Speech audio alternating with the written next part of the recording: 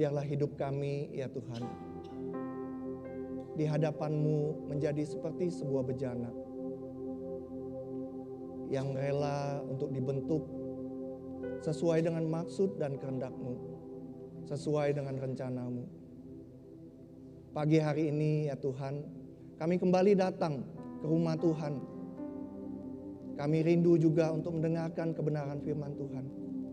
Tolong kami ya Tuhan. Mungkin ada di antara kami yang datang dengan tubuh yang kurang fit. Mungkin ada yang datang hari ini dengan segala pergumulan, dengan hati yang berat. Mungkin ada di antara kami yang datang hari ini dengan hati yang tidak siap. Tetapi kami percaya ya Tuhan, kebenaran firman Tuhan akan memulihkan kami, memulihkan hati kami. Oleh karena itu ya Tuhan, pagi hari ini berbicaralah kepada kami. Tolonglah hamba-Mu supaya dia boleh menyampaikan kebenaran firman Tuhan ini dengan baik dan jelas. Tuhan tolong kami supaya kami bisa fokus. Tuhan tolong kami supaya segala gangguan dari si jahat tidak mencuri benih-benih firman Tuhan yang ditaburkan di dalam hati kami. Tuhan tolong kami. Tuhan tolong kami juga untuk berjaga-jaga selama kami mendengarkan kebenaran firman Tuhan ini. Terima kasih Tuhan. Di dalam nama Tuhan Yesus kami berdoa dan mengucap syukur. Amin. Silakan duduk Bapak Ibu. Ya, shalom sekali lagi Bapak Ibu. Shalom ya. Senang bisa melayani pemberitaan firman Tuhan pada pagi hari ini. Nah, Bapak Ibu, bulan ini kita, kalau Bapak Ibu perhatikan secara khusus membahas mengenai nilai kedua ya. Kita ada 4 nilai jira itu. Nah, bulan ini kita secara khusus membahas mengenai nilai kedua yang ingin kita kembangkan di gereja kita, yaitu resonance atau menggemakan.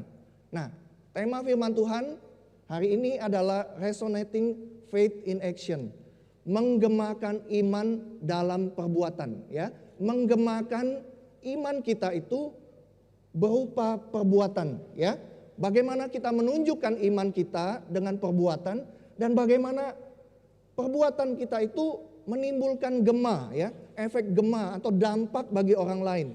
Kalau Bapak Ibu tahu resonansi itu berhubungan dengan nada ya. Seperti nada yang dimainkan, getarannya itu akan bergema dan menyebar, menyentuh setiap sudut ruangan. Nah, Bapak Ibu, iman kita juga seharusnya demikian. Bukan hanya bergema di dalam hati kita, tidak terlihat, tetapi juga menyebar ke sekitar kita melalui tindakan nyata yang bisa dilihat dan dirasakan oleh orang lain. Hari ini kita akan menggali lebih dalam tentang bagaimana iman yang sejati itu tidak hanya diam dalam hati, tapi bergerak melalui tindakan kasih yang konkret. Kita akan melihat bagaimana firman Tuhan mengundang kita untuk tidak hanya percaya, tetapi juga berbuat. Nah, firman Tuhan hari ini saya ambil dari Yakobus 2 ayat 14 sampai 26. Ya, saya akan mengambil beberapa saja ayatnya.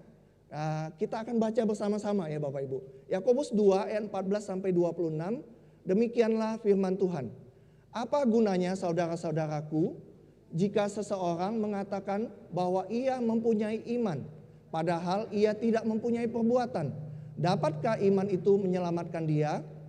Jika seorang saudara atau saudari tidak mempunyai pakaian dan kekurangan makanan sehari-hari, dan seorang dari antara kamu berkata, selamat jalan, kenakanlah pakaian hangat dan makanlah sampai kenyang. Tetapi ia tidak memberikan kepadanya apa yang perlu bagi tubuhnya. Apa gunanya itu? Demikian juga halnya dengan iman, jika iman itu tidak disertai perbuatan, iman itu pada hakikatnya mati. Bukankah Abraham bapa kita dibenarkan karena perbuatan-perbuatannya ketika ia mempersembahkan Ishak anaknya di atas mezbah? Engkau lihat bahwa iman bekerja sama dengan perbuatan-perbuatannya, dan karena perbuatan-perbuatannya itu iman menjadi sempurna. Dengan demikian genaplah nas yang berkata, lalu percayalah Abraham kepada Allah, maka Allah memperhitungkan hal itu kepadanya sebagai kebenaran, dan ia disebut sahabat Allah. Jadi kamu lihat bahwa manusia dibenarkan karena perbuatan-perbuatannya dan bukan hanya karena iman. Sebab bagaimana tubuh tanpa roh mati, demikian juga iman tanpa perbuatan mati. Bapak Ibu, Bapak Reformasi Gereja Martin Luther suatu kali pernah mengomentari kitab Yakobus secara keseluruhan dan bagian perikop yang kita baca ini secara khusus, ya. Jadi waktu itu dia menerjemahkan Alkitab bahasa Latin itu ke dalam bahasa Jerman, ya. Dia juga seorang ahli bahasa.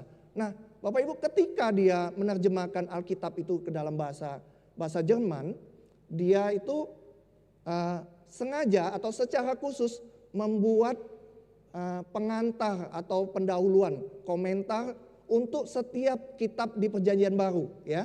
Jadi yang Perjanjian Lama dia cuma terjemahin, dia nggak kasih pengantar, tapi setiap kitab yang di Perjanjian Baru dia kasih komentar.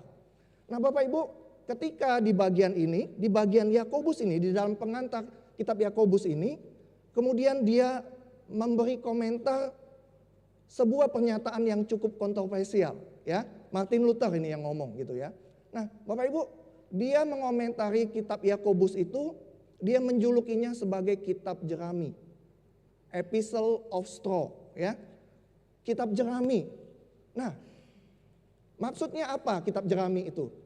Dia berkata bahwa kitab Yakobus ini beserta dengan beberapa kitab lainnya seperti Ibrani, Yudas, Wahyu itu punya bobot yang lebih ringan seperti jerami gitu, ya. Jadi dia ngomong, dia menjuluki kitab itu kitab jerami. Maksudnya apa? Maksudnya adalah kitab ini bobot doktrinnya itu ringan dibandingin kitab-kitab yang lain atau surat-surat Paulus. Nah, Bapak Ibu, dia kemudian menempatkan kitab Yakobus, Ibrani tadi, Yudas, Wahyu itu di bagian belakang, ya. Bapak Ibu, ya, dia menerima seluruh kitab itu, tetapi dia merasa bahwa keempat kitab ini, khususnya Yakobus dan khususnya bagian perikop yang kita baca itu bobotnya nggak seberat yang lain. Jadi dia meminggirkan kitab itu di bagian belakang kitab Perjanjian Baru, ya. Nah, Bapak Ibu, kenapa dia menjuluki kitab Yakobus seperti itu? Ya, kenapa Martin Luther menjuluki bagian yang kita baca itu bobotnya tuh nggak ada gitu, ya, ringan gitu, ya. Nah, kalau Bapak Ibu ingat, perjuangan Martin Luther waktu itu adalah waktu dia melakukan reformasi gereja itu, dia berusaha mengembalikan pengajaran Kristen itu kepada pengajaran para rasul yang mula-mula. Pengajaran yang seperti apa? Bahwa keselamatan kita itu semata-mata karena anugerah Tuhan dan hanya melalui iman kepada Yesus Kristus. Kalau Bapak Ibu ingat, ya, waktu dulu zamannya reformasi itu orang membeli surat pengakuan dosa gitu, ya, dengan uang. Dengan itu dia seakan-akan membeli kayak karcis masuknya ke surga. Nah, waktu itu Luther mereformasi pengajaran gereja itu, lalu mengembalikannya kepada pengajaran yang mula-mula, bahwa keselamatan kita itu semata-mata karena anugerah Tuhan dan hanya melalui iman kepada Yesus Kristus. Bapak Ibu, pada saat itu Luther menganggap Yakobus itu sudah membuat kesalahan, ya.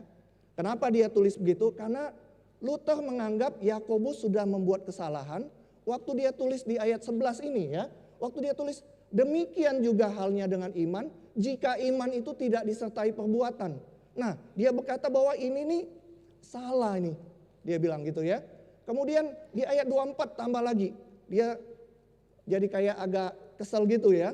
Jadi kamu lihat bahwa manusia dibenarkan karena perbuatan-perbuatannya dan bukan hanya karena iman. Luther merasa ajaran Yakobus tentang iman dan perbuatan itu bisa disalahartikan, ya. Dia takut orang-orang itu salah mengartikan, salah mengerti ajaran Yakobus ini. Karena Yakobus menekankan pembenaran oleh perbuatan juga. Sesuatu yang Luther anggap berbahaya bagi reformasi gereja pada saat itu. Dia berkata begini, Bapak Ibu. Yakobus itu pengajaran yang bertentangan dengan pengajaran Paulus. Paulus ngomong, sebab di dalamnya nyata kebenaran Allah yang bertolak dari iman dan memimpin kepada iman, seperti ada tertulis orang benar akan hidup oleh iman. Hanya oleh iman, Bapak Ibu, ya. Sola fide gitu, ya. Nah, kemudian ya Luther juga ngomong ajaran Yakobus itu bertentangan dengan Efesus 2 ayat 8 dan 9. Sebab karena anugerah kamu diselamatkan oleh iman. Itu bukan hasil usahamu, bukan hasil perbuatanmu. Tetapi pemberian Allah itu bukan hasil, tapi pemberian Allah. Itu bukan hasil pekerjaanmu supaya tidak ada orang yang memegahkan diri. Nah Bapak Ibu, sewaktu saya awal kenal Tuhan Yesus gitu ya, saya sama seperti Bapak Ibu, saya ikut kelas katekisasi, saya ikut kelas pengajaran untuk dibaptis gitu. Dan di dalam kelas katekisasi itu juga saya juga belajar tentang doktrin keselamatan. Nah Bapak Ibu, di dalam doktrin keselamatan itu, waktu saya mengikuti ini dan ketika saya mempersiapkan khotbah ini, terus terang saya sempat bingung Bapak Ibu. Kenapa? Ya, di beberapa bagian firman Tuhan, Paulus jelas mengatakan bahwa keselamatan itu adalah anugerah Tuhan dan kita diselamatkan dan dibenarkan oleh iman. Kemudian, tapi Yakobus kemudian dibenarkan karena perbuatan-perbuatan kita dan bukan karena iman, gitu ya. Jadi seakan-akan kedua pernyataan ini bertolak belakang, ya. Kedua pernyataan ini kayaknya saling bertentangan, Bapak Ibu. Nah, kenapa seperti ini, Bapak Ibu, ya? Nah, untuk mengerti ini kita harus tahu dulu, ya. Kita harus tahu dulu konteksnya apa, ya. Apakah Yakobus seperti yang Luther katakan itu membuat kesalahan? Mengapa Yakobus berkata seperti itu? Apa yang dimaksud Yakobus ketika dia berkata bahwa kita dibenarkan oleh perbuatan-perbuatan kita dan bukan hanya karena iman? Nah Bapak Ibu, untuk mengerti firman Tuhan ini dengan baik, ya, kita harus mengerti dulu konteksnya, ya. Konteks waktu Paulus dan Yakobus itu ngomong itu konteksnya apa? Nah, Paulus sedang berbicara mengenai bagaimana seseorang itu memperoleh keselamatan, ya. Bapak Ibu nangkep ya. Paulus tuh waktu dia ngomong, oh karena iman, anugerah Tuhan, pemberian Allah. Dia sedang ngomong bagaimana cara seseorang itu mendapatkan keselamatan. Yakobus Bapak Ibu, sebaliknya ya. Yakobus itu sedang berbicara dalam konteks orang yang sudah diselamatkan. Beda jadi ya. Jadi Paulus ngomong orang yang belum diselamatkan itu bagaimana caranya mendapat keselamatan? Hanya karena iman, hanya karena anugerah Tuhan. Yakobus sebaliknya berbicara dalam konteks orang-orang yang sudah diselamatkan. Ya, jadi beda Bapak Ibu ya. Jadi beda. Dia menekankan, Yakobus menekankan bahwa orang yang percaya itu harus buktiin imannya dengan perbuatan. Iman itu harus dinyatakan dengan perbuatan. Iman yang tidak dinyatakan dengan perbuatan itu sama saja dengan iman yang mati. Yakobus berkata iman itu bekerja sama dengan perbuatan-perbuatan. Dan perbuatan-perbuatan itu, lewat perbuatan-perbuatan itu, iman kita menjadi sempurna. Sampai di sini Bapak Ibu nangkep ya kira-kira yang apa yang saya sampaikan. Paulus sedang berbicara untuk mendapatkan keselamatan itu hanya karena anugerah Tuhan. Yakobus sedang berbicara tentang orang-orang yang sudah diselamatkan. Imannya harus dinyatakan dengan perbuatan. Yakobus tidak sedang membandingkan antara iman dan perbuatan. Ya, Yakobus tidak membandingkan antara keselamatan itu karena iman atau karena perbuatan. Tapi Bapak Ibu, Yakobus membandingkan antara iman yang pasif, iman saja, dengan iman yang aktif. Iman yang disertai atau yang disempurnakan oleh perbuatannya. Iman itu, ya. Iman dan perbuatan itu seperti dua sisi mata koin yang tidak dapat terpisahkan. Keduanya harus ada dalam hidup orang yang percaya. Yakobus hendak mengatakan bahwa iman itu memang sesuatu yang tidak terlihat. Tetapi iman itu seharusnya bisa tercermin dalam tindakan yang terlihat. Ya, saya ulangi ya Bapak. Iman itu memang sesuatu yang tidak terlihat. Tetapi iman itu seharusnya bisa tercermin dalam tindakan yang terlihat. Bapak Ibu berbicara mengenai iman dan perbuatan ya. iman dan perbuatan ini. Seseorang itu bisa jatuh kepada salah satu dari dua ekstrem ini ya. Yang pertama, kehidupan yang penuh perbuatan, banyak buat amal, ya, banyak melakukan perbuatan baik, tapi tanpa iman yang benar, gitu ya. Tapi di sisi yang lain, kita bisa jatuh kepada kehidupan yang beriman, tapi tanpa perbuatan, ya. Jadi berbicara mengenai iman dan perbuatan bisa jatuh ke salah satu ekstrem ini. Banyak perbuatan, tapi tanpa iman yang benar, beriman, tapi tanpa perbuatan. Nah Bapak Ibu, orang Kristen biasanya lebih sering jatuh kepada ekstrem yang kedua, bukan? Ya, biasanya gitu kan? Biasanya kita itu sering kali jatuh ke dalam ekstrem yang kedua. Orang Kristen sering kali seperti yang Yakobus katakan, mengaku beriman tapi tidak menunjukkan perbuatan nyata. Bayangkan ya, kalau seseorang itu dengan mulutnya menyatakan dia percaya kepada Tuhan, datang ke gereja setiap minggu, terlibat dalam ibadah, terlibat dalam pelayanan. Tapi di luar gereja misalnya kita dengar, oh hidupnya tidak sesuai dengan panggilannya ya. Hidupnya tidak sesuai dengan namanya gitu. Nama orang Kristen tapi hidupnya di luar tidak seperti itu. Kita hidup sama seperti orang dunia, berbuat dosa tanpa rasa takut. Kita melihat orang-orang yang membutuhkan kesulitan tapi tidak pernah benar-benar membantu. Nah Bapak Ibu, menurut Yakobus iman yang seperti inilah itu tidak ada gunanya. Iman seperti ini tidak memiliki kuasa. Iman seperti ini sama saja dengan iman yang mati. Waktu saya mempersiapkan khotbah ini, saya merenung gitu ya. Saya berpikir, bukankah kita semua bisa jatuh ke dalam ekstrem yang kedua ini gitu ya. Bahkan saya pikir gampang sekali kita jatuh ke dalam ekstrem yang kedua ini. Ya. Nah, kenapa saya katakan mungkin? Contoh gitu ya, Bapak Ibu. Ini di gereja kita ada grup WA pemerhati jemaat gitu. Ya, ini kami ngobrol waktu di grup jemaat gitu ya. Nah, kami di sana biasanya berbagi pokok doa ya dari jemaat ya, untuk jemaat-jemaat yang membutuhkan doa-doa gitu. Siapa saja yang tahu kalau jemaat ini punya masalah atau apa yang butuh dukungan doa, kasih tahu pokok doanya ke dalam grup itu. Nah Bapak Ibu, satu kali ketika ada yang memasukkan pokok doa itu, kemudian semua orang termasuk saya berkata, oh iya saya doakan, saya dukung dalam doa, saya dukung dalam doa gitu ya.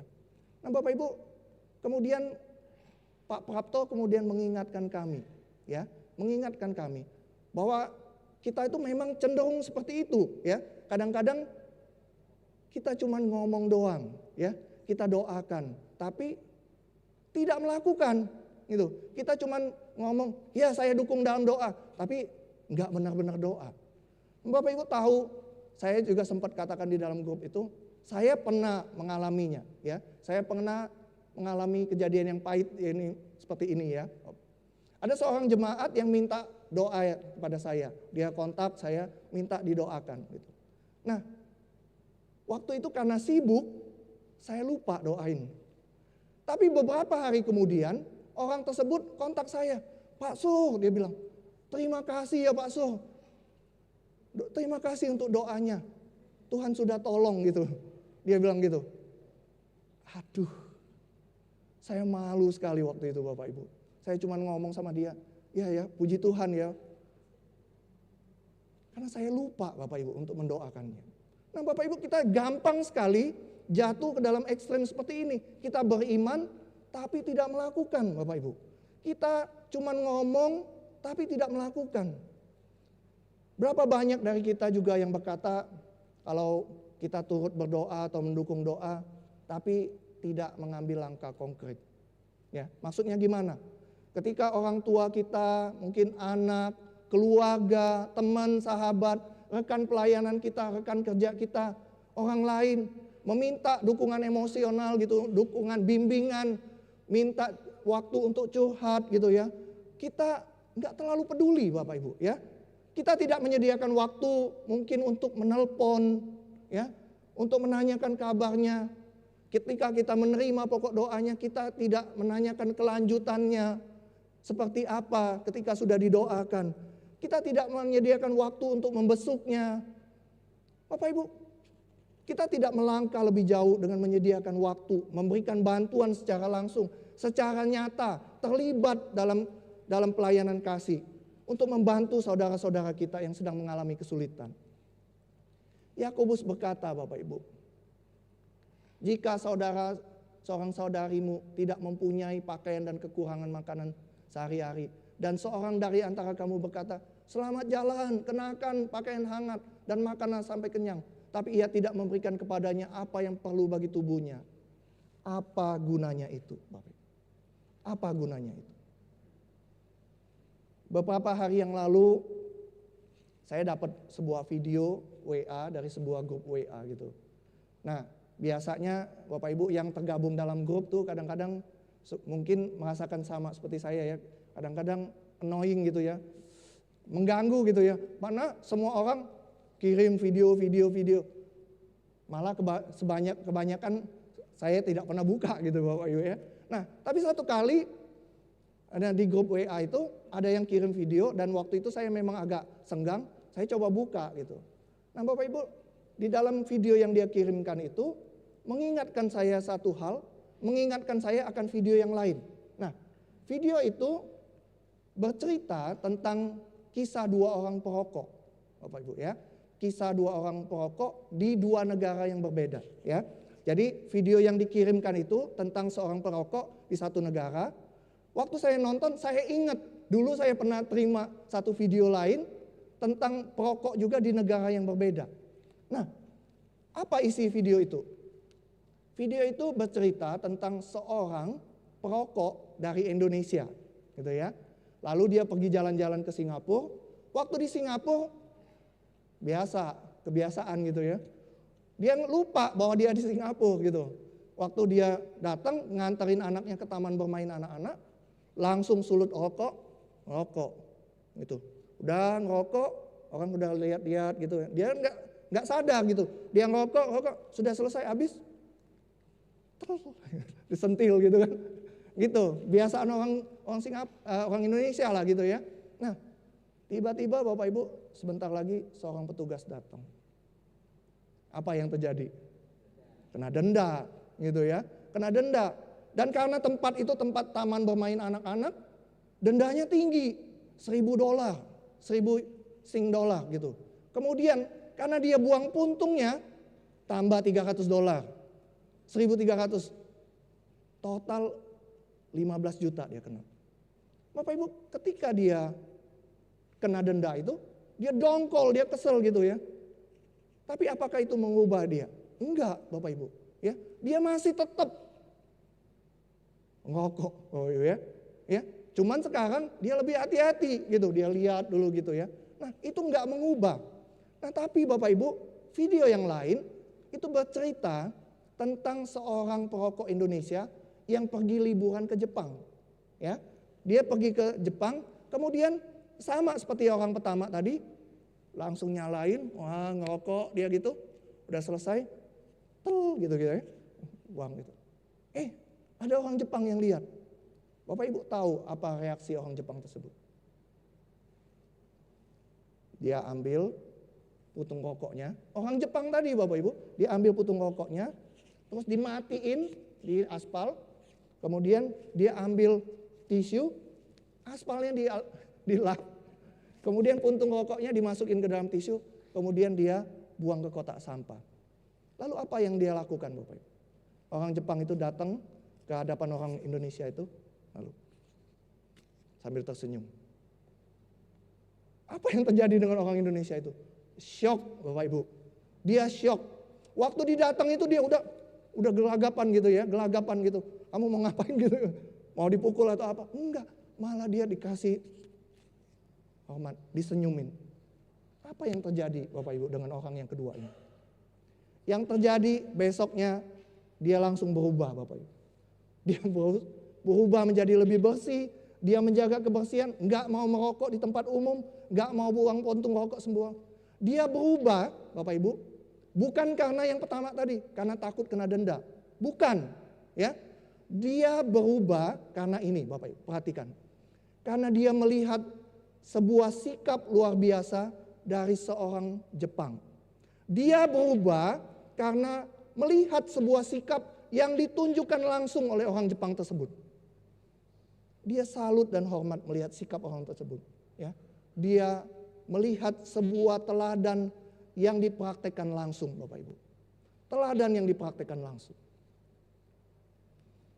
Bapak Ibu, sewaktu saya dan beberapa rekan majelis dan hamba Tuhan menghadiri pertemuan sinode di Bandung tentang pertumbuhan gereja, saya menyadari satu hal ini, Bapak Ibu, ya.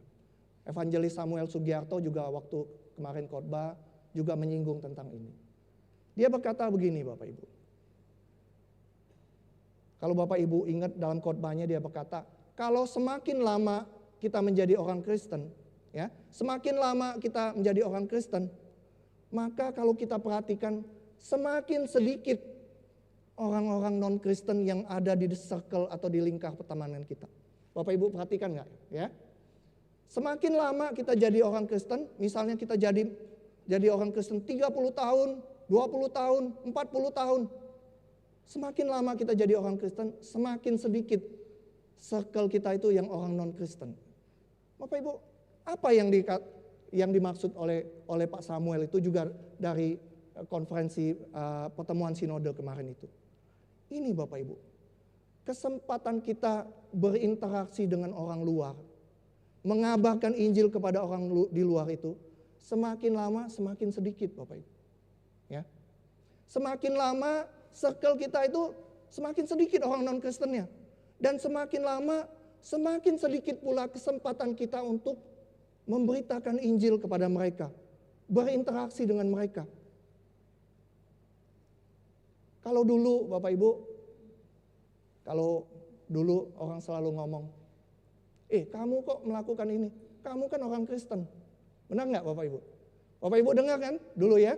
Kalau orang Kristen melakukan sesuatu, kamu kan orang Kristen, kok kamu melakukan seperti itu? Itu artinya apa Bapak Ibu? Standar hidup orang Kristen itu tinggi, ya, dan itu diakui oleh orang luar. Tapi Bapak Ibu, yang terjadi sekarang, orang Kristen itu lebih dikenal sebagai orang yang gampang menghakimi, ya, paling gampang menuduh-nuduh orang, menuduh orang sesat, menuduh orang jahat. Orang Kristen gampang melabeli orang-orang di luar sana sebagai orang-orang yang bakal masuk neraka. Kita orang Kristen dikenal sebagai orang-orang yang eksklusif, ya. Hasil riset bilangan itu ya, yang waktu itu kita orang Kristen, orang yang eksklusif, tidak mau bergaul dengan orang-orang non-Kristen. Nah, disinilah firman Tuhan berbicara kepada saya dan kita semua Bapak Ibu. Seberapa jauh kita membuka hidup kita, ya? Seberapa jauh hidup kita itu menjadi teladan bagi orang Kristen, menjadi saksi, menjadi garam dan terang dunia di tengah dunia yang semakin rusak ini. Banyak orang yang di luar sana yang belum mengenal Tuhan. Bagaimana seharusnya kita menjalani hidup? Mereka nggak tahu. Yang mereka butuhkan Bapak Ibu adalah teladan bagaimana hidup yang benar itu seperti apa. Seperti perokok yang saya tadi ceritakan ya. Yang pertama tidak berubah karena dia hanya melakukannya karena takut dia hukum. Dia melakukannya karena dongkol, takut gitu ya. Perokok yang kedua berubah hidupnya karena dia melihat dengan mata kepala sendiri contoh teladan.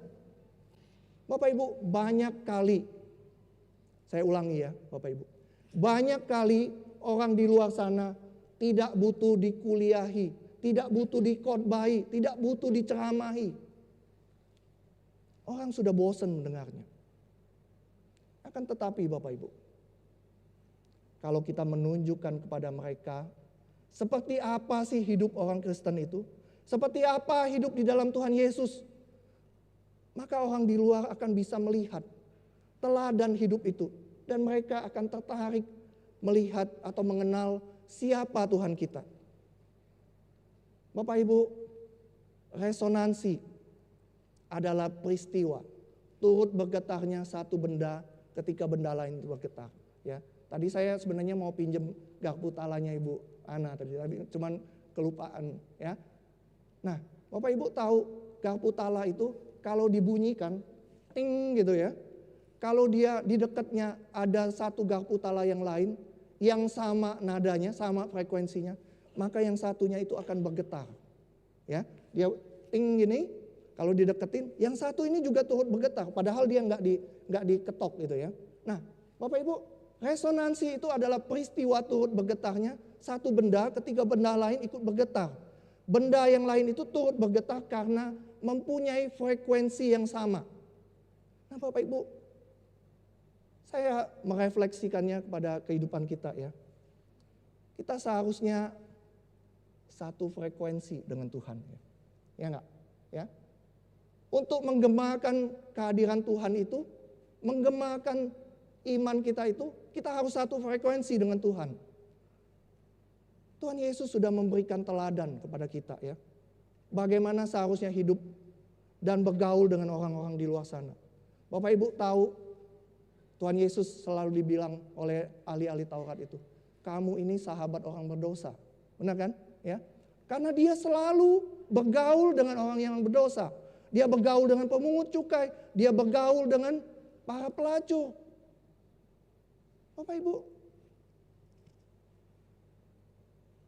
respon orang Yahudi waktu itu adalah mereka marah ketika Tuhan Yesus bergaul dengan itu. Kenapa mereka marah? Mereka marah karena Tuhan Yesus waktu itu keluar dari zona nyaman dan kebiasaan yang lazim saat itu.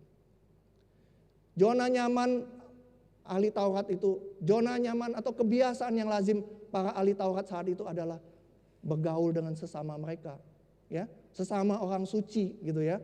Mereka selalu bergaul dengan itu. Tapi Tuhan Yesus keluar dari zona nyamannya, dia keluar dari kebiasaan yang lazim saat itu. Dia keluar menyapa, bergaul dengan orang-orang di luar sana, orang-orang berdosa yang belum mengenal dirinya. Nah, Bapak Ibu, itulah teladannya. Bukan hanya itu, dia memberikan nyawanya bagi kita, mati di atas kayu salib, menggantikan kita orang yang berdosa, menanggung semua hukuman kita. Semua itu dia lakukan Bapak Ibu, untuk menjadi teladan bagi kita semua. Dan teladan itu bisa menarik orang datang kepadanya. Bapak Ibu, maukah kita seperti Tuhan Yesus? Keluar dari zona nyaman kita. Ya. Keluar dari kebiasaan-kebiasaan kita. Maukah kita tidak sekedar berkata-kata kalau kita mengasihi orang, tetapi menunjukkan juga dalam tindakan nyata. Maukah kita bertindak seperti Tuhan Yesus yang sudah berkorban untuk dia, untuk kita, dan kita juga berkorban untuk orang di luar. Yang mereka butuhkan orang-orang yang di luar di sana adalah iman yang ditunjukkan dalam perbuatan. Yang mereka butuhkan adalah tindakan nyata, contoh konkret, contoh teladan dari hidup kita. Bapak Ibu, saya akan menutup khotbah ini dengan menceritakan sebuah kisah nyata ya. Kisah nyata. Nah, Bapak Ibu, kisah ini diceritakan oleh Pendeta Benny Solihin dalam satu khotbahnya gitu ya. Dan kisah ini juga dituliskan dalam bukunya. Nah, apa yang diceritakan oleh Pak Benny Solihin? Pak Benny bercerita kalau suatu hari dia tuh kenal seorang sopir gereja ya. Dia kenal seorang sopir gereja. Nah, dia kenal cukup lama karena Pak Benny sering diundang di gereja itu ya. Sudah berapa tahun dia pelayanan di situ. Nah, satu kali Pak Benny mendengar ketika dia menerima pelayanan di tempat itu, dia mendengar bahwa sopir ini percaya Tuhan lalu dibaptis ya gitu. Dia dengar kabar dari majelis bahwa sang sopir ini percaya Tuhan lalu dibaptis. Nah, waktu dijemput ketika sudah di mobil, lalu Pak Benny tanya sama dia, "Pak, permisi tanya. Saya dengar Bapak sudah jadi orang Kristen ya?" "Iya Pak," dia bilang sambil senyum nganggut-nganggut gitu ya. "Iya Pak. Boleh tahu nggak Pak, kenapa kok Bapak bisa jadi orang Kristen?" Ya dia bilang gitu ya. "Kenapa ya Bapak bisa jadi orang Kristen?" Nah, lalu sang Bapak itu mulai cerita gitu ya. Dia bilang, waktu awal-awal dia kerja di gereja itu, dia dapat tugas nganter para anak muda itu cari tempat retret. cari tempat retret ya. Dia cerita nih. Waktu cari tempat retret dia cari berapa lokasi gitu. Kemudian sudah sampai selesai, semua sudah dikunjungi, mereka pergi makan. Waktu pergi makan siang, semua anak itu turun, pembinanya juga turun. Sopir ini tetap di mobil gitu kan. Nah, tapi betapa kagetnya dia Bapak Ibu ketika si pembina pemuda itu datang lagi ke mobil. Pak, yuk turun Pak, ikut bareng kami makan. Oh enggak, saya belum lapar. Enggak, ayo makan, ini udah jam berapa ini, ayo turun, dia bilang gitu. Dipaksa, akhirnya dia mau turun. Waktu dia masuk ke tempat restoran, dia tahu diri gitu ya Bu ya, Bapak Ibu ya. Dia lalu duduk di pojokan gitu, di satu meja kecil gitu. Bapak Ibu tahu apa yang terjadi? Anak-anak muda itu datangin dia, Pak, ayo sini Pak, makan sama kami. Ditarik gitu, taruh situ. Lalu mereka duduk makan bersama-sama dan ngobrol seperti layaknya seorang teman. Bapak Ibu, waktu kali pertama itu dia dalam perjalanan pulang itu dia berpikir, kenapa ya orang Kristen kok baik? Dia bilang gitu ya. Kesan pertamanya gitu ya. Kenapa ya orang Kristen itu kok baik seperti ini gitu. Nah, kemudian dia lanjutin lagi. Tidak lama kemudian ya, ketika dia mengantar pendetanya itu, gembalanya pulang ke rumah, satu kali dia lihat di rumah pendetanya itu ada sebuah sepeda motor ya. Sepeda motor itu enggak terpakai Bapak Ibu. Nah, sudah agak kotor gitu. Lalu dia memberanikan diri, dia tanya, itu sepeda siapa Pak? Sepeda motor siapa gitu. Dia bilang sepeda motor saya gitu. Oh, dia bilang, enggak dipakai ya Pak? Boleh enggak kalau saya beli katanya gitu. Pendeta itu agak kaget juga, dia enggak menyangka gitu ya. Lalu dia bilang, Bapak mau beli? Dia bilang gitu. Iya, dia bilang. Dia bilang, Bapak tahu enggak? Dia bilang, saya tuh harus bangun subuh-subuh karena harus nunggu angkot ke sini karena enggak ada kendaraan. Terus saya pulangnya larut malam juga karena sampai rumah juga enggak ada angkot gitu ya. Boleh enggak saya beli itu dia. Lalu kalau Bapak mau beli bayarnya gimana? Saya cicil ya Pak, boleh enggak gitu. Dia bilang, dia tanya kan, pendetanya tanya, gaji Bapak berapa sih katanya. Nanti kalau Bapak mau nyicil berapa? Oke, udah dia kasih tahu, udah. Lalu dia bilang kepada sopir itu, aku konsultasi dulu dengan istriku ya, nanti saya kabarin ya. Nah, berapa hari kemudian sang sopir itu kemudian dipanggil lagi oleh sang gembala itu ya, dipanggil, Pak sini Pak. Pak, setelah rundingan dengan istri, kami memutuskan motor ini enggak dijual katanya.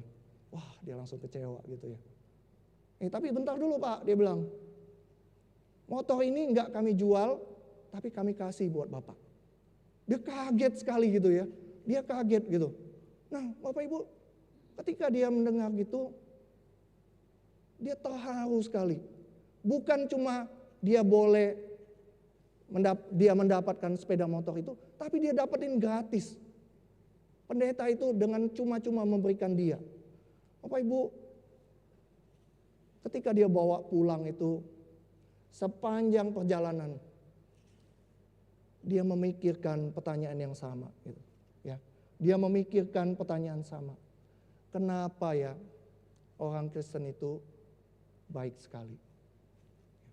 Kenapa ya orang Kristen itu baik sekali? Dan Bapak Ibu tahu, ketika dia mengantar hamba Tuhan pelayanan, dia kemudian duduk mendengar khotbah mereka. Ya, ketika ngantar pendetanya pelayanan kemana, dia ikut duduk dengerin. Dia mulai mengenal Tuhan Yesus. Dia mulai membaca Alkitab. Dia berkata kalau dia jadi tahu orang Kristen itu baik.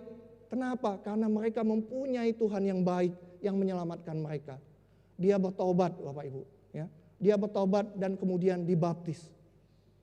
Bapak Ibu, kita tidak pernah tahu efek dari tindakan kita atau apa yang kita lakukan bagi orang lain. Ya, saya ulangi ya Bu.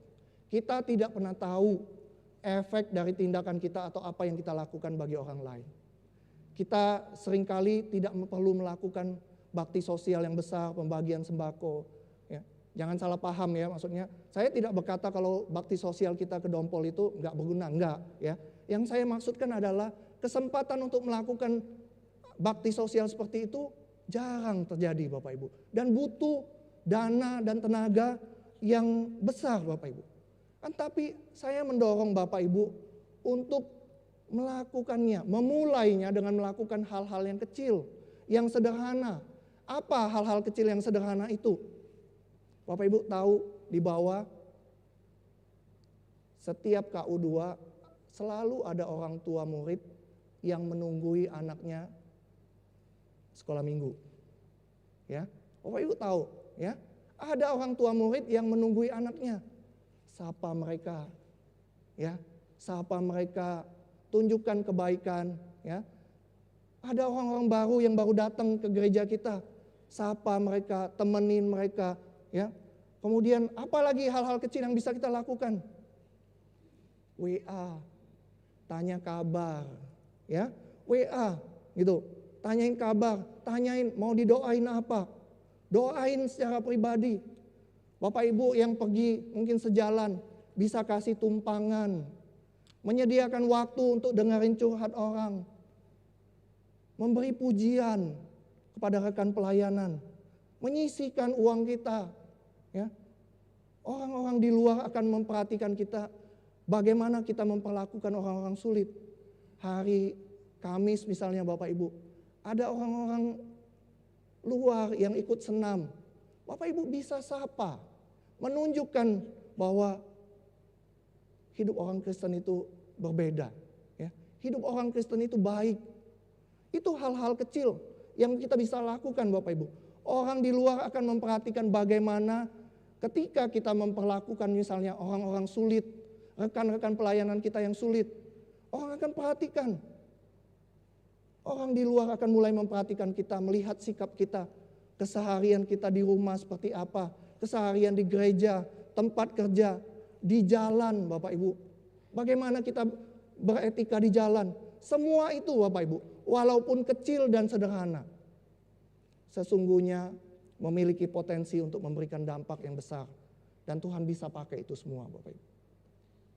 Biarlah ini menjadi pertanyaan yang menjadi perenungan kita, ya. Apa hal-hal kecil yang sederhana yang bisa kita lakukan untuk menunjukkan iman kita dalam perbuatan, ya. Biarlah selama 1 minggu ke depan ini kita merenungkan hal-hal kecil apa yang sederhana yang bisa kita lakukan untuk menunjukkan iman kita di dalam tindakan, ya. Tuhan memberkati kita semua, mari kita berdoa. Bapa di surga, terima kasih untuk kebenaran firman Tuhan yang boleh kami dengar pagi hari ini ya Tuhan. Terima kasih untuk Yakobus yang sudah mengingatkan kami bahwa iman kami, sesudah kami percaya, iman kami itu harus dinyatakan, diwujudkan dalam perbuatan-perbuatan. Dan Tuhan tolong kami ya Tuhan. Selama 1 minggu ke depan ini, biarlah firman Tuhan ini terus berbicara di dalam hati kami. Selama 1 minggu ke depan ini, dan untuk masa-masa yang akan datang, biarlah Roh Kudus selalu memberikan kami hikmat bagaimana kami harus bertindak untuk menyatakan kemuliaan Tuhan itu di dalam hidup kami. Tuhan tolong kami. Di dalam nama Tuhan Yesus kami berdoa dan mengucap syukur. Amin.